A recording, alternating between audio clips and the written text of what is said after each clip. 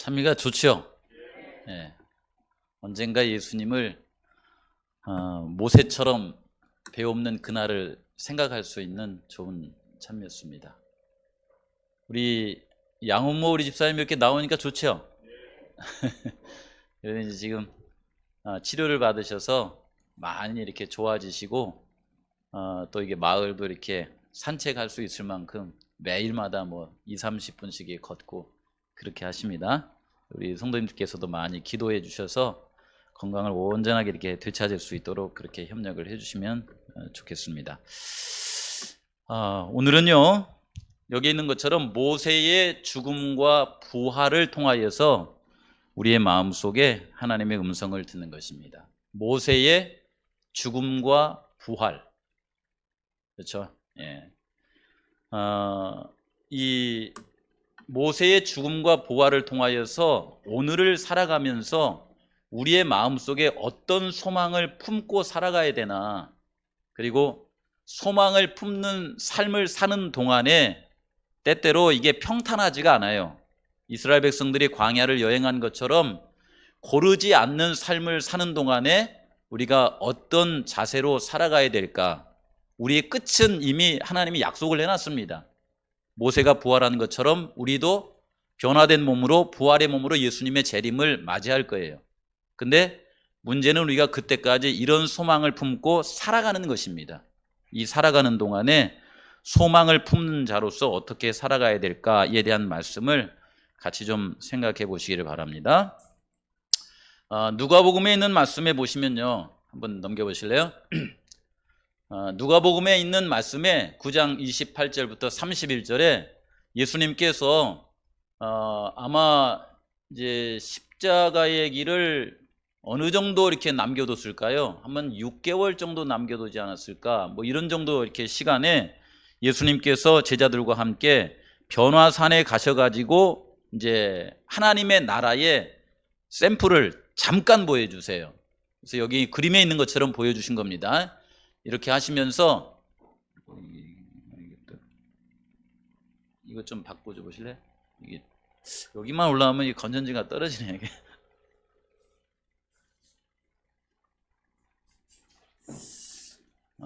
예. 여기 누가복음 9장 28절부터 이 말씀이 이렇게 나옵니다. 이 말씀을 하신 후 8일쯤 되어 예수께서 베드로와 요한과 야고보를 데리고 기도하러 산에 올라가사 기도하실 때에 용모가 변화되고 그 옷이 휘어져 광채가 나더라. 그랬죠? 여기 용모가 변화되고 그 옷이 휘어져 광채가 된 모습을 이렇게 보여줬는데, 그 모습이 무슨 모습이냐면 우리 나중에 성도님들께서 부활하실 때, 예수님 재림하실 때에 보실 그 모습을 잠깐 이렇게 보여주는 거예요. 잠깐. 아시겠죠? 30절에 보시니까 문득 두 사람이 예수와 함께 말하니 이는 모세와 누구라? 엘리야라. 모세와 엘리야가 함께 있는 것입니다. 영광 중에 나타나서 장차 예수께서 예루살렘에서 뭐 할 거에 대해서 말씀을 나눴어요? 별세라고 그랬어요. 별세. 여러분, 별세가 무슨 뜻입니까? 별세상이 아니고, 이제 별세는 뭐냐면 여기 그 헬라어는 마치 그 출애굽기를 이렇게 말할 때에 그 내용, 그 용어가 똑같이 썼어요. 엑소더스 이렇게 했어요. 엑소더스. 엑소더스가 출애굽기라는 말이잖아요. 예수님께서 떠날 것에 대해 말씀하신 거예요. 십자가에 달려 돌아가시는 그 일에 대해서 말씀하신 겁니다. 모세와 엘리야와 그리고 예수님께서 예루살렘에서 별세하실 것을 말씀하셨는데, 그 자리에 이제 이 엘리야와 모세가 왜 왔냐면은, 모세와 엘리야는 예수님의 구속의 경륜을 통하여서 구속함을 받은 사람의 샘플이에요. 그 샘플된 모세와 엘리야가 와서 예수님께서 이제 걸어가야 될 그 별세, 십자가에 달려 돌아가시는 그 일에 대해서 서로 이렇게 의논하는 거예요. 얘기하는 겁니다. 상상컨대 예수님은 이것을 위해서 오셨는데, 모세와 엘리야가 이런 상황에서 예수님과 대화하시면서 아마도 예수님에 대해서 힘을 좀 더해줬을 것 같아요. 이걸 뭐라고 하냐? 응원이라고 그래요. 격려라고.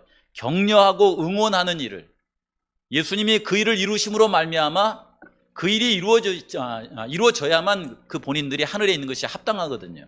그래서 그것을 격려하고 그 일을 통하여서 모세가 이스라엘 백성들을 데리고 가나안에 들어갔던 것처럼 이제 이후에 예수님을 믿는 사람들이 재림의 날에 하늘 영원한 가나안에 들어갈 수 있다라고 하는 것을 같이 얘기하면서 예수님의 별세하실 거에 대해서 함께 나눴다라고 이렇게 생각이 됩니다.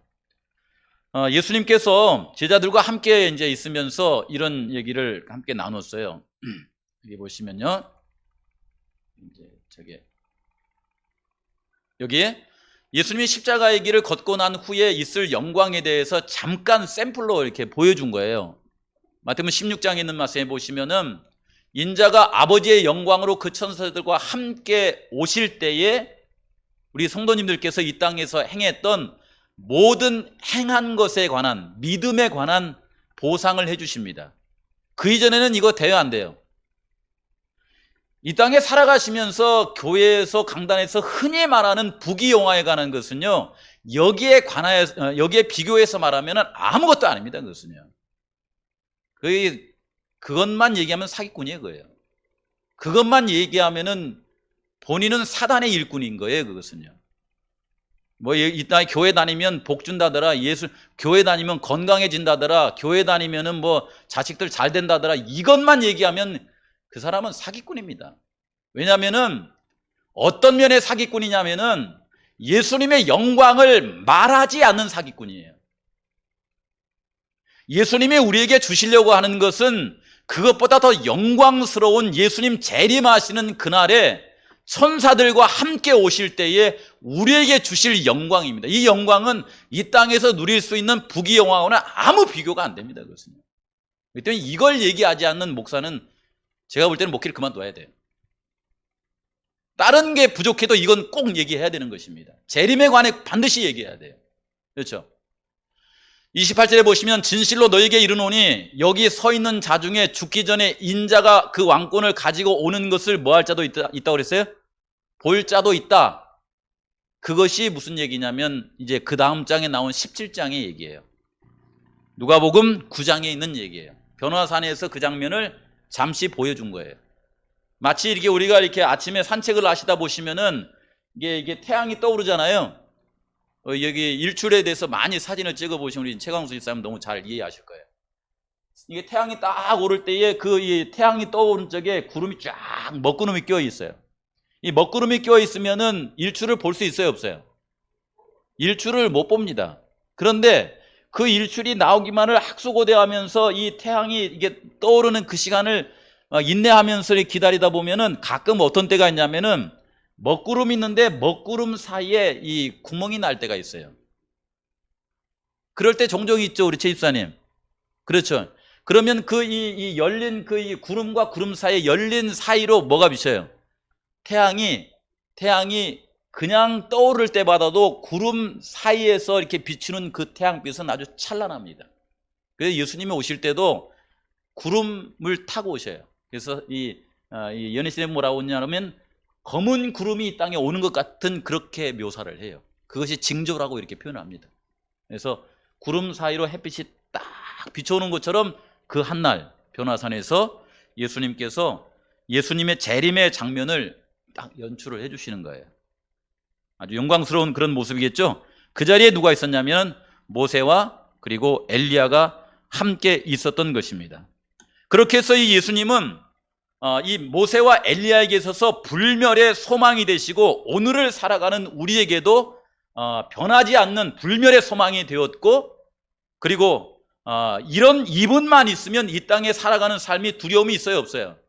사실은 없게 만들어놨습니다.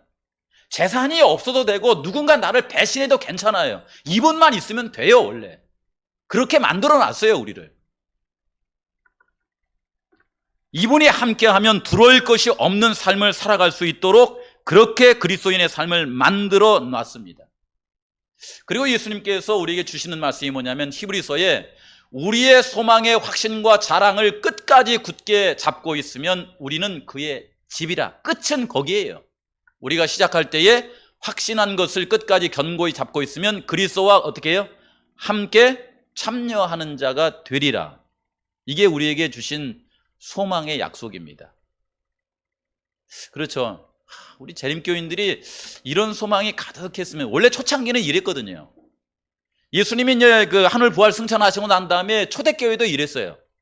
이 로마 사람들이 이 그리스도인들을 많이 핍박할 때에 카타콤이라고 하는 그 굴 속에 그리스도인들이 들어가서 그들은 그저 이렇게 기다리는 것이 죽음밖에 없었어요.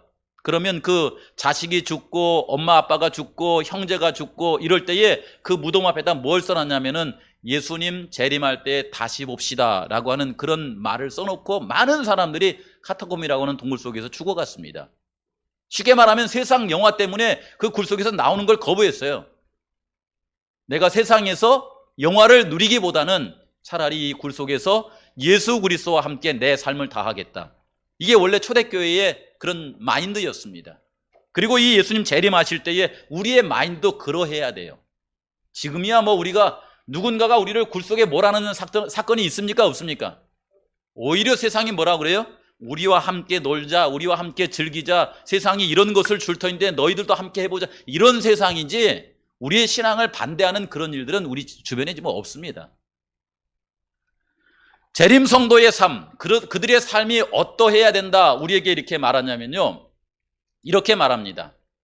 그리스도인의 소망의 중심은 우리 믿는 도리의 사도이며 제사장, 대제사장에게 우리의 크신 하나님 구주 예수 그리스도의 영광이 나타나심에 죽은 자의 영광스러운 부활에, 그리고 저의 은혜를 힘입어 의롭다 하심을 얻어 영생의 소망에, 거기에 우리의 뭐가 있어야 된다고 하냐면 소망의 중심이 있어야 된다, 이렇게 말합니다. 소망의 중심이. 파란 글씨 같이 읽어볼까요? 시작. 그리스도인은 땅에서 가장 활기차고 가장 소망으로 가득 차고 가장 낙천적인 사람이 되어야 할 좋은 이유가 어디에 있냐면 예수 그리스도와 그분께서 이 땅에 오실 때에 우리에게 복스러운 영광스러운 불멸의 우리의 미래를 열어주실 소망에 대한 것으로 이 삶을 살아야 된다는 거예요. 그러니까 우리 성도님들은 이 땅에 살아가시면서 아주 활기 있게 사시기 바랍니다. 소망 가득 찬 모습으로, 낙천적인 모습으로 살아가요. 내일 죽어도 오늘 어떻게 해요? 웃고 사세요. 내일 우리 집안에 쫄딱 망해도 웃고 사세요. 왜요? 우리는 이런 삶 사다가 예수님 재림할 때 하늘 갈 거거든요. 그렇잖아요. 이런 소망을 품은 사람들이 누구냐면 모세와 엘리야였고 오늘을 살아가시는 재림 성도들의 삶이다라고 하는 것입니다.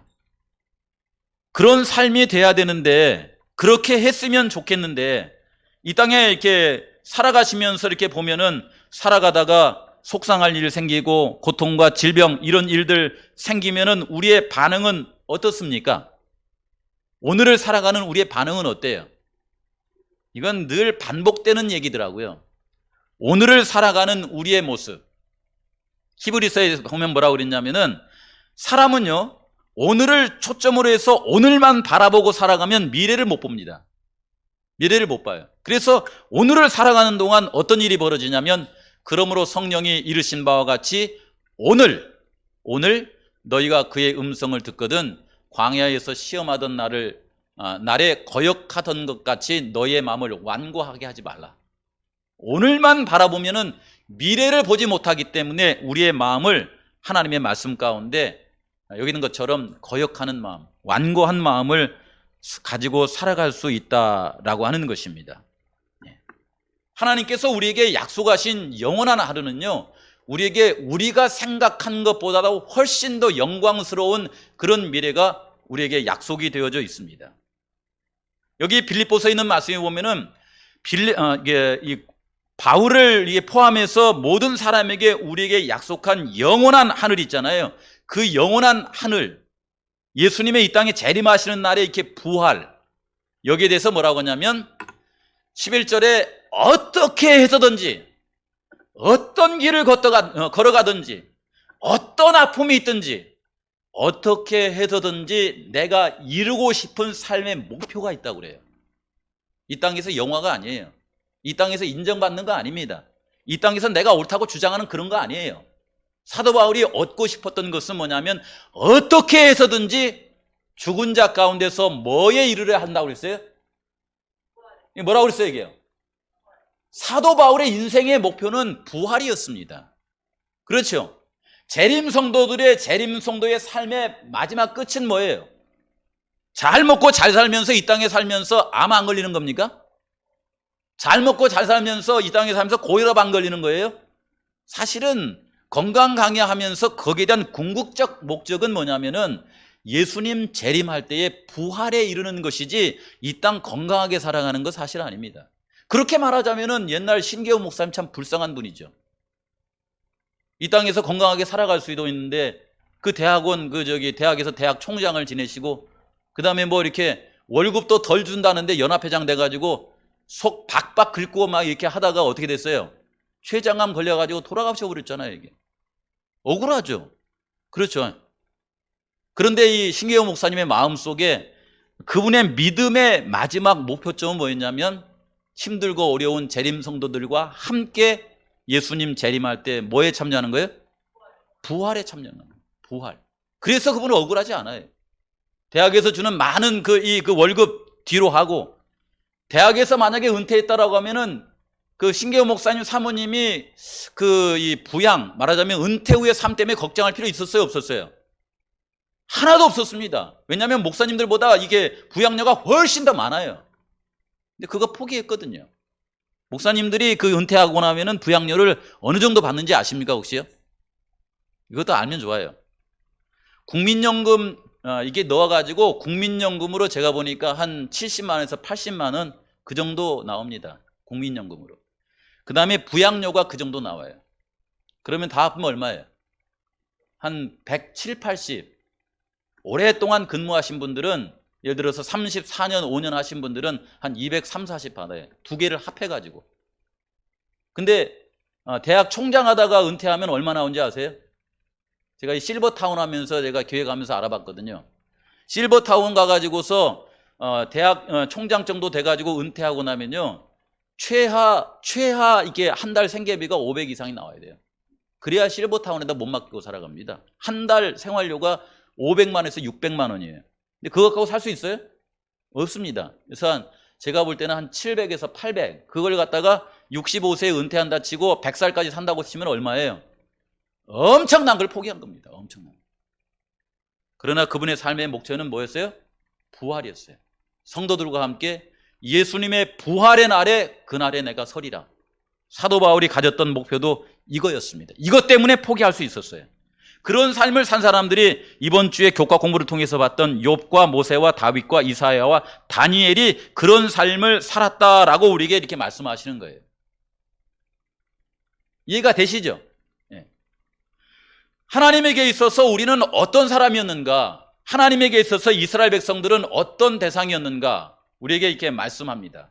하나님에게 있어서 우리는 어떤 사람? 넘겨보세요.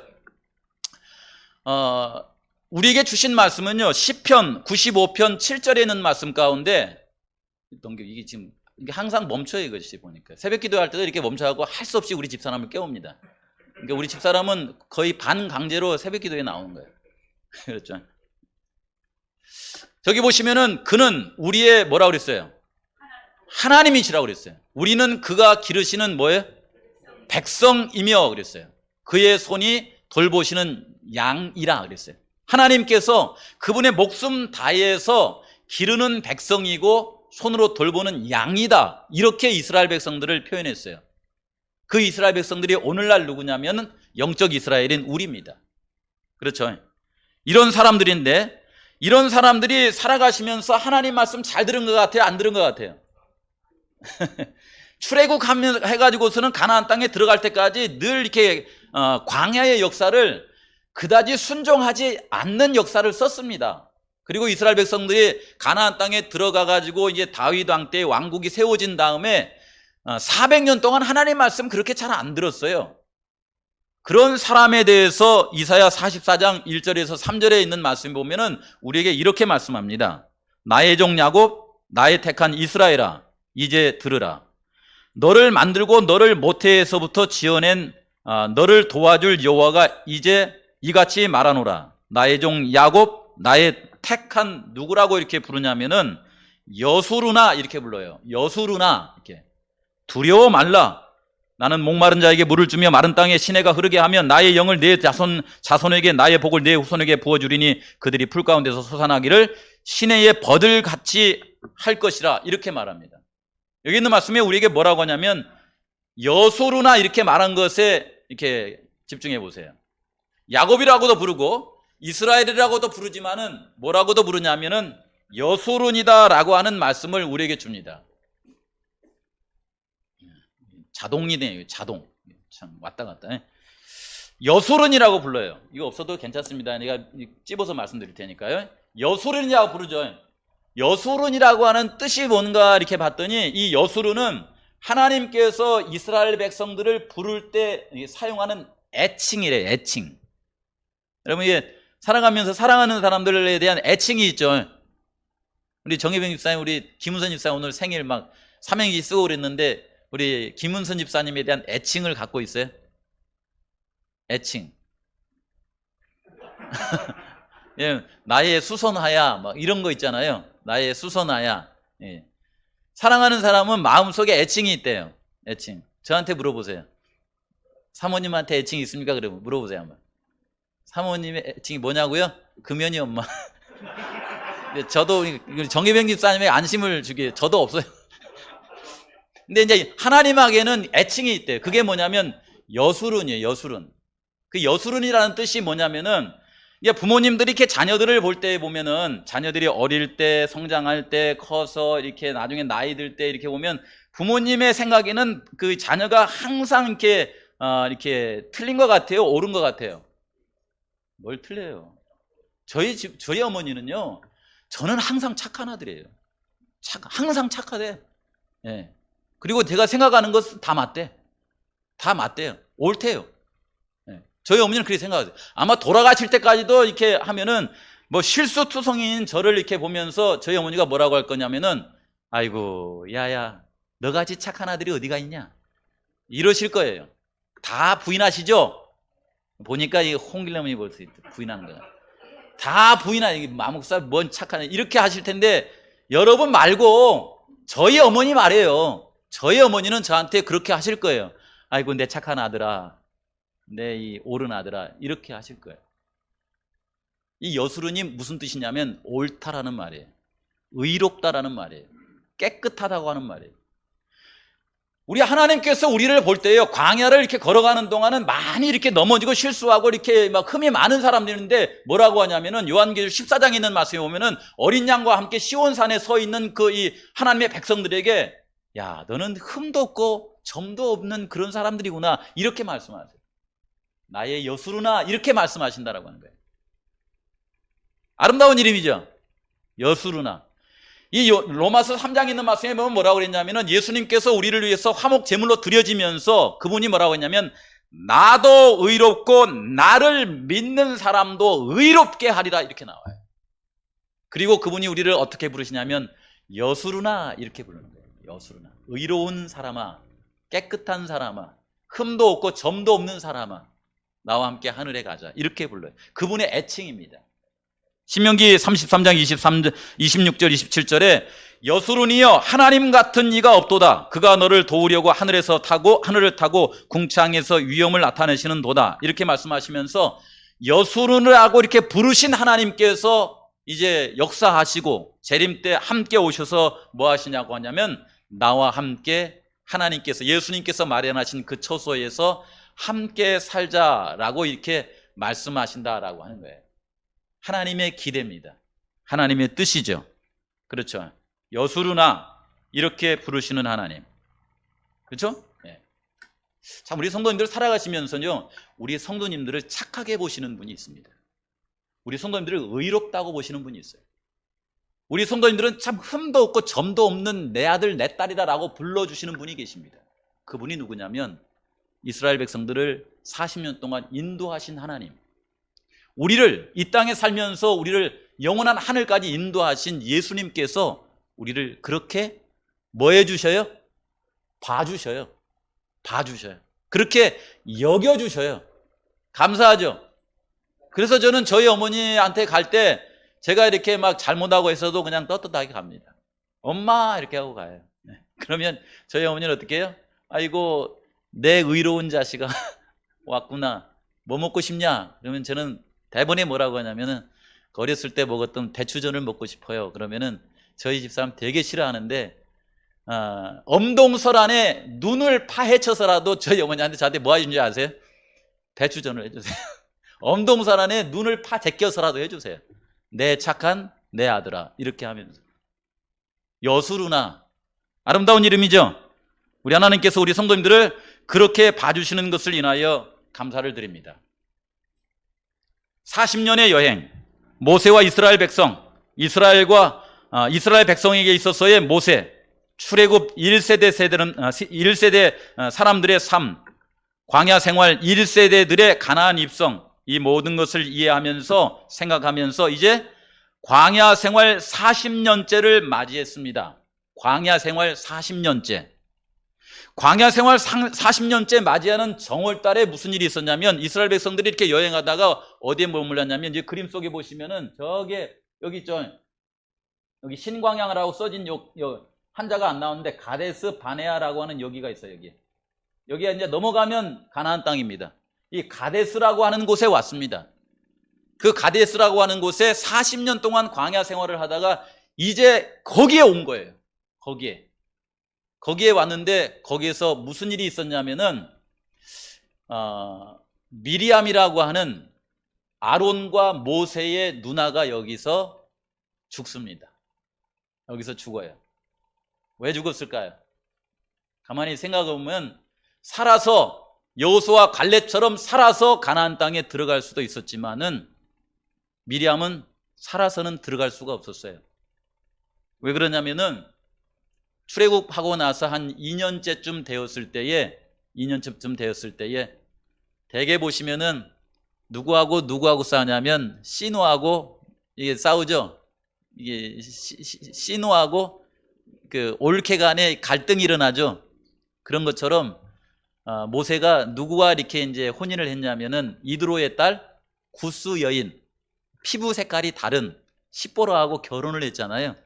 근데 모세가 광야에서 사는 동안에 예수님을 너무 깊이 만나가지고 피부 색깔에 관여하지 않고 십보라를 너무너무 뭐 한 거예요? 시누가 볼 때에 질투가 날 만큼 사랑하는 거예요. 그래서 미리암이 막 실수를 저질렀어요.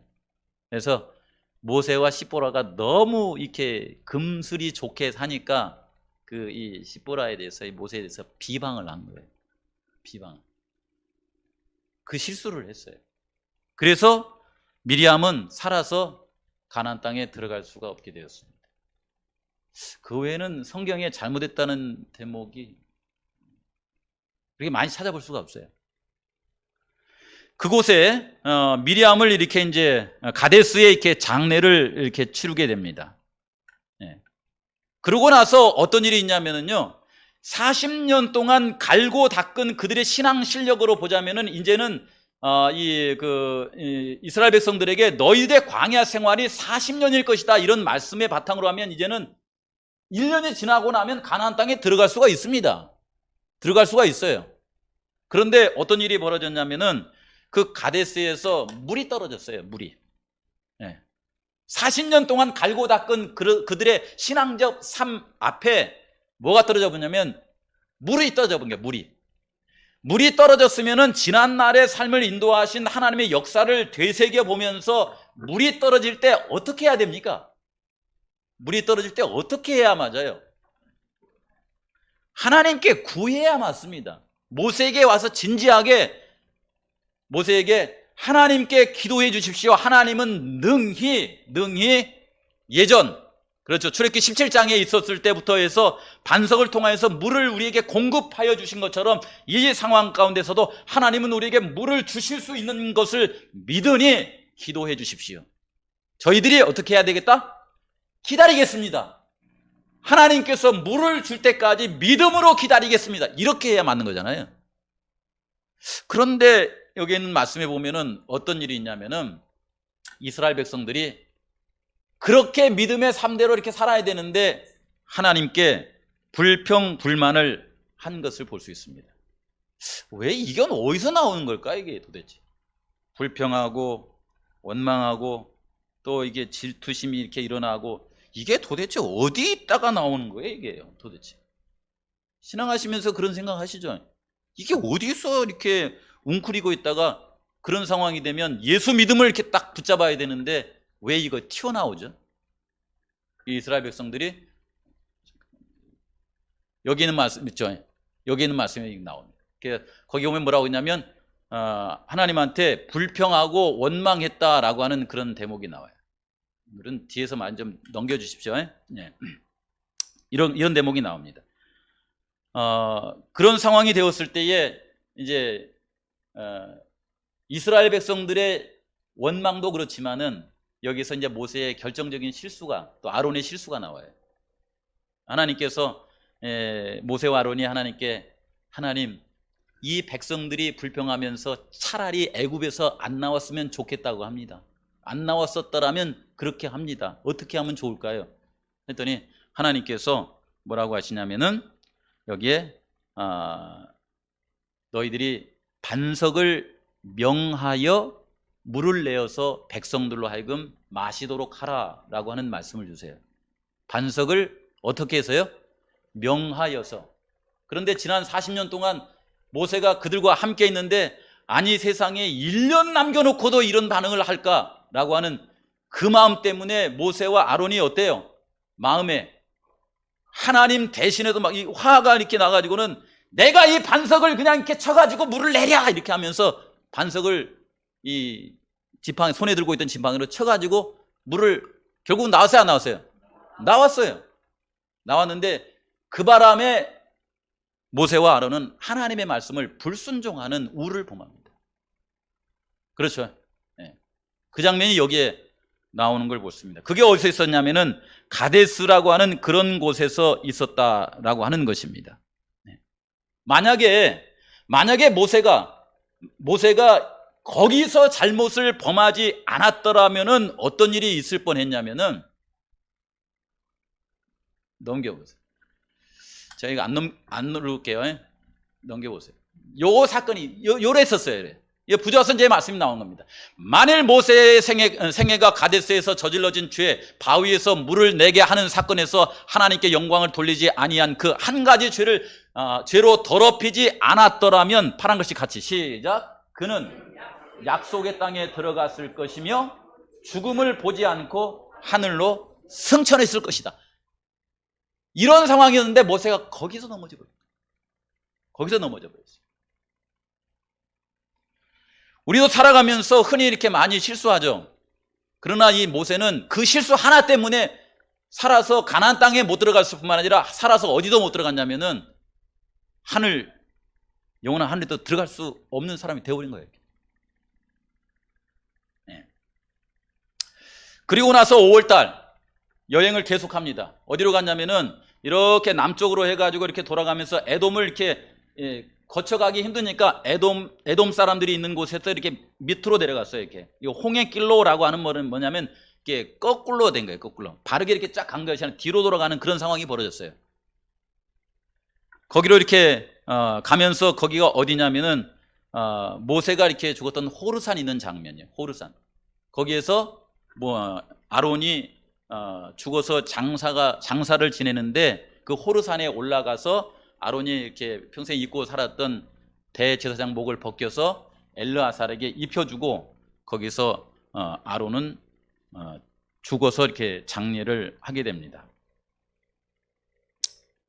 장례를 하게 돼요. 근데 이렇게 사람은 살아가다 보면은 상황이 그러하면은 돌아갈 수도 있어요, 없어요? 네? 항상 우리는 직진으로 가야 됩니까? 이렇게 돌아갈 수도 있어요, 없어요? 살아가다 보면 그렇습니다. 목표점은 같은데 돌아갈 수도 있는데 직진하지 않는다는 그런 생각 때문에 이스라엘 백성들의 마음 가운데도 분통이 터졌어요. 분통이 터졌어요. 그래서 뭐라고 하냐면은 그들이 가는 길을 인하여서 원망하고 불평하면서 하나님을 불신하는 그런 행동을 하게 됩니다. 그러자 하나님께서 인도하시던 그분의 손길을 이렇게 거두셔요. 거두니까 이 광야 사막에서 뭐가 올라와요? 불뱀이 이렇게 올라와 가지고 이 백성들을 해하는 엄청난 사건이 벌어집니다. 엄청난 사건이 벌어집니다. 근데 제가 여기 써놓을 때는 뭐라고 써놨냐면요, 가데스에서 불평한 그 이스라엘 백성들이나 그 다음에 여기 호르산 있는 그쪽에서 불평한 역사를 우리 현대식으로 하면 어떻게 표현했냐면요, 이렇게 제가 적어놔 봤어요. 제가 읽어드려 볼까요? 요즘 말로 하면, 내가 부모님 때문에 재림교회에 들어왔는데 그때도 오신다고 하더만 또 오신다고 하고 오시지 않네. 아이고, 이번엔 중앙교회 전도회에 또 뭐 채식하라고? 현미밥 통곡류 먹으라고? 아이고, 이제는 신물이 난다, 신물이 나. 하는 것과 같다. 그렇게 해서 원망하는 거예요. 하던 얘기 똑같이 하면서 우리가 이 교회 와가지고 저 같은 경우도 30년이 넘게 예수님 재림 기다렸잖아요. 그러니까 이스라엘 백성들이 그것 때문에 불평을 하는 거예요. 이렇게 이런 그런 모습을 함께 가만히 생각해 보세요. 그러니까 또 이스라엘 백성들이 이제 불뱀이 올라와가지고 그들을 막 물어뜯어 하면 사람이 죽어가니까 또 뭐라 그래요? 또 모세한테 와가지고 하나님한테 구해가지고 우리를 여기서 구원해달라고 이렇게 하니까 하나님께서 모세의 기도를 통하여서 가데스에서 반석을 열어서 물을 주신 그 하나님께서 모세로 하여금 뭘 하라고 그래요? 장대에 이 뱀을 달아서 높이 쳐들어라. 그리고 백성들로 하여금 그걸 쳐다보도록 해라. 쳐다본 사람마다 불뱀에 물렸을지라도 뭐 한다고 그래요? 살아나리라. 이렇게 하십니다. 이걸 통해서 우리가 살아가시면서 반석을 통해서 물을 주신, 그 다음에 이 장대에 달린 것처럼 십자가에 달려 돌아가신 예수님을 바라보도록 만든 겁니다. 우리의 인생 가운데 힘들고 어려울 때마다. 그렇게 하면서 그 길을 지나서 어디까지 가냐면 이제 호르산을 지나서 모압 평지까지 가요. 모압 평지. 거기서 이제 모세가 이 신명기에서 있는 말씀을 이스라엘 백성들에게 가르쳐 주는데 한 1개월 정도 거기서 체류를 합니다. 하면서 그들에게 신명기 1장부터 해가지고 쫙 말씀을 이렇게 가르쳐 줘요. 그리고 그들에게 뭐라고 하냐면 이런 하나님을, 이런 말씀을 주신 하나님을 말씀에 순종하며 살아가는 그런 사람들이 되라 라고 신명기 28장까지 말씀을 주시는데, 그 말씀을 지난 40년 동안 이렇게 지켜보니까 대다수의 사람들이 가나안 땅에 가서 순종을 할까요, 안 할까요? 예? 할까요, 안 할까요? 여러분, 교회 다니시면서요, 말씀 주고 그러면 내가 집사 안수 받고 장로 안수 받고 또 목사 안수 받으면 말 다 잘 들을 거라고 생각하고 그렇게 시험 받으시지 않아요? 그렇게 해놓고 안수 받고 살다가 마치 저희 집사람하고 제가 결혼하면서 여기만 잘해주고 살래? 이렇게 했대. 했다가 저희 집사람 속을 누가 가장 많이 썩이고 살아요? 여기 있네. 손을 들었네. 제가 썩이고 살죠? 그런 것처럼 하면서 살아가는데 예수님 속 제일 많이 썩이고 살아가는 사람들이 누구예요? 이렇게 대답한 사람들이에요. 실제로 그렇다고 그러잖아요. 이렇게. 이 모세 신명기서에 보면은 29, 30, 31은 그 얘기를 쓰는 거예요. 너희들이 결국 하나님 떠날 것이다, 이 얘기를 쓰는 겁니다. 그러니까 그런 하나님 떠나는 상황 가운데서 우리의 삶 가운데서는 속상할 일, 어려운 일, 힘든 일 이런 것이 많이 있을 수밖에 있어요, 없어요? 있을 수밖에 없습니다. 그걸 자꾸 이렇게 떠나서 살지만, 우리 성도님들은 살아가시면서 저 위에 흐르는 샘물의 깨끗한 그 1급수에 사는 삶들이 아니에요. 그거 생각하면 우리 성도님들은 이 땅에 살아가면서 속만 무지하게 상합니다. 우리는 3급수에 살아가는 사람들입니다. 그래서 그 가운데서 더 이렇게 잘 살려고 예수님 찾고 살아가는 사람들이에요. 저 역시 그런 사람 중에 한 사람입니다. 그렇죠? 네. 이걸 생각하시면서요, 하나님께서 그런 사람들을 이렇게 보면서 그럼에도 불구하고 그들에게 어떤 말씀을 하시냐면은, 그런 반복된 삶 가운데서 하나님께서 그들을 구원해 주신 것을 생각해 하면서 여기 뭐라고 하냐면 여술은이여 이렇게 말하죠. 여술은이여, 너희들 참 깨끗하구나, 너희들 참 정결하구나, 너희들 참 의롭구나, 이렇게 하고 맞춰버리면 안 되죠. 여술은이여, 하나님 같은 이가 없도다. 그가 너를 도우시려고 하늘을 타고 궁창에서 위험에 나타내시는도다. 이스라엘은 너는 행복한 사람이로다. 여호와의 구원을, 여호와의 구원을 너같이 얻은 백성이 누구냐, 이렇게 말했어요. 스스로 깨끗한 게 아닙니다. 여기 있는 저를 통하여서 우리 여기 계신 모든 분들이 스스로 이렇게 그런 사람이 아니에요. 1급수에 살 수 있는 1급수의 어떤 그게 아니라는 것입니다. 때로 죄도 짓고 넘어지기도 하고 그렇게 삽니다. 그렇게 하면서 여호와의 구원을 받은 이 백성이여, 너희들은 행복자로다. 그리고 너희들은 뭐라 그래요? 그런 삶을 살았지만 너희들은 여소론이다, 이렇게 말하는 거예요. 깨끗한 사람이다. 누구 때문에? 예수님 때문에. 이 은혜를 우리 성도님들이 늘 잊지 않고 살아가셨으면 좋겠다라는 생각이 제 마음속에 듭니다. 이거 잊지 마세요. 우리 교회 지금 여기 역사가 몇 년이에요? 몇 년이에요?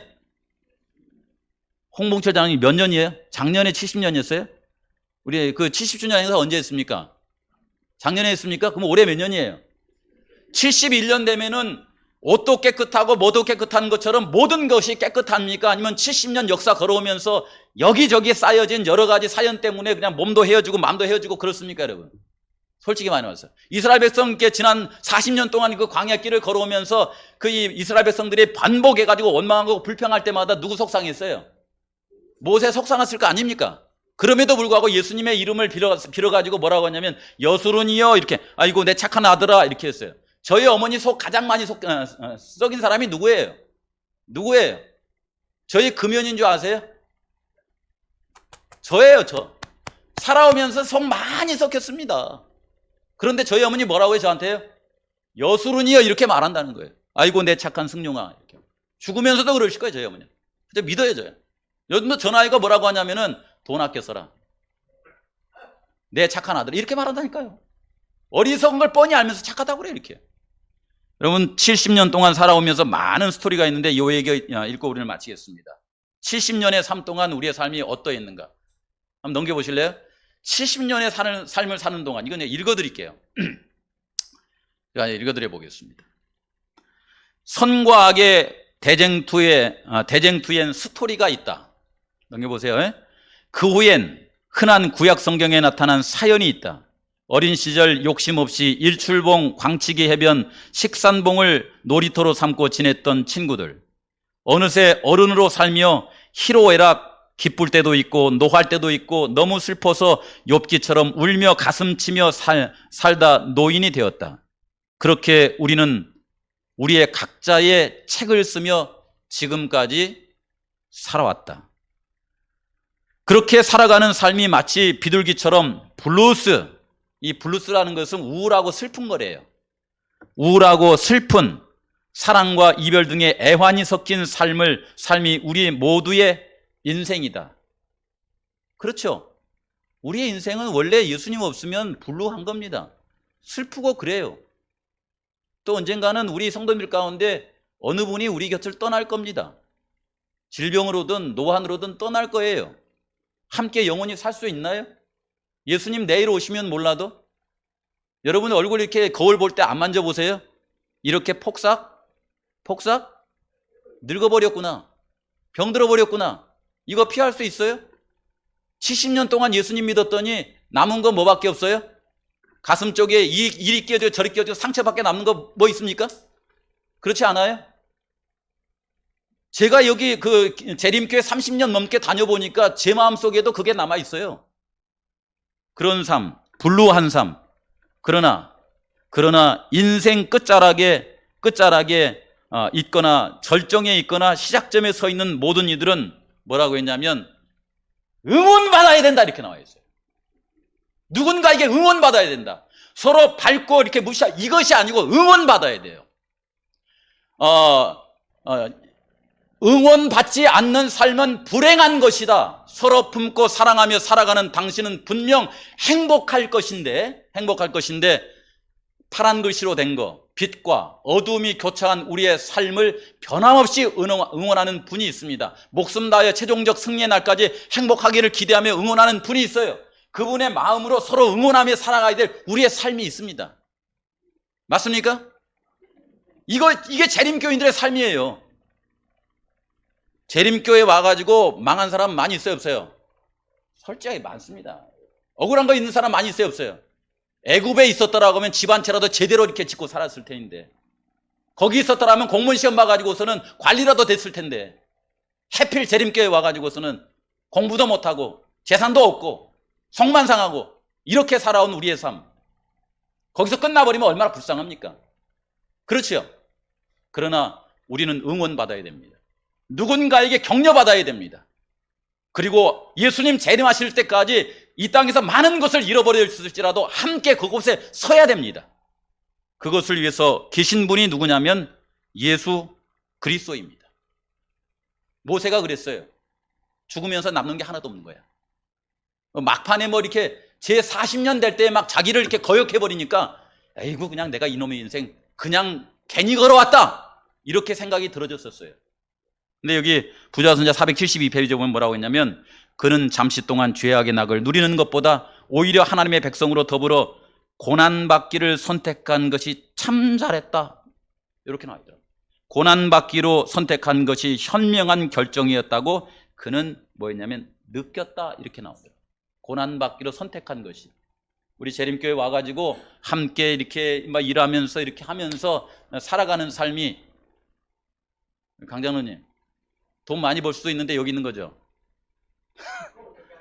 몰라. 나가면 저 고집사님 더 잘 살게 해줄 수 있을지.